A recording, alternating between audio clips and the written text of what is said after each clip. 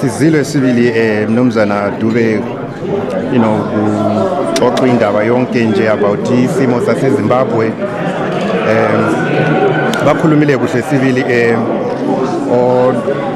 lithi bonke nje labode wamavinga ngesimo saseZimbabwe, and kuyabonakala sibili ukuthi isimo saseZimbabwe lokho singalunganga ngendlela okumele ukuthi sibe ngayo, and simelele nje ukuthi simelele nje ukuthi sizwe ukuthi bona abesenate bengabe bephumela ukuthini phakathi nje kwengxoxo lenzakale namhlanje, but silethemba nje lokuthi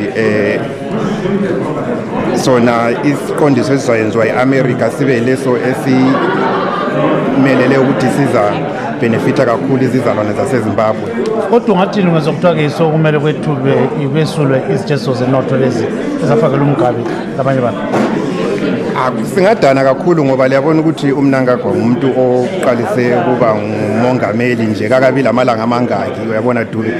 So ukuthi ama-sanctions akhitshwe nje kuphela akhitshwele ukuthi uMnangagwa sekhulume nje ngento ye-indigenization and waba le cabinet yakhe nje evela ifanana la kudala, kakakhulumi kakhulu ngendaba yeGugurawunde, okutshengisa ukuthi khona abantu beZimbabwe kabakahlangani ngendlela okumele ukuthi ngabahlangene ngayo ukwenzela ukuthi bezama ukuthi bakhe iZimbabwe bonke bekhululekile njalo bethabile. So into eqhakathekileyo leyo ukuthi khona aqala ayaddresse yena umongameli ukwenzela ukuthi izizalwane zonke zaseZimbabwe zithokoze.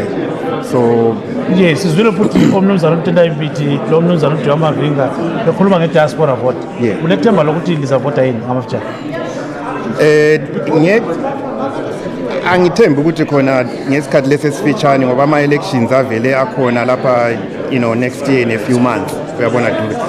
So ukhulume kuhle sibili umnumzana uBiti ukuthi khona kukhona ku-constitution yethu ukuthi thina i-diaspora kumele sibe lamalungelo ethu okuvotwa ngoba omakhelwane bethu bayavota eBotswana, watsho kuhle le Mozambique, le South Africa, and so lokhu kutshengisela ukuthi khona kumele ukuthi sibili lathi abantu be-diaspora sivote sibili.